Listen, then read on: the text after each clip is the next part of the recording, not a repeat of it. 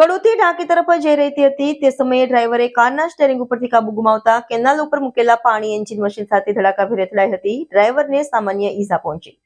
લખતર તાલુકામાં માર્ગ અકસ્માતો અટકવાનું નામ નથી લઈ રહ્યા. ત્યારે લખતર તાલુકાના કડુ ગામ પાસે સૌરાષ્ટ્ર મુખ્ય નર્મદા કેનાલમાંથી નીકળતી વલભીપુર શાખાના કેનાલ પર રાત્રિના સમયે ઢાકી ગામના યુવક કાર લઈને તેઓના વતન ઢાકી તરફ જઈ રહ્યા હતા.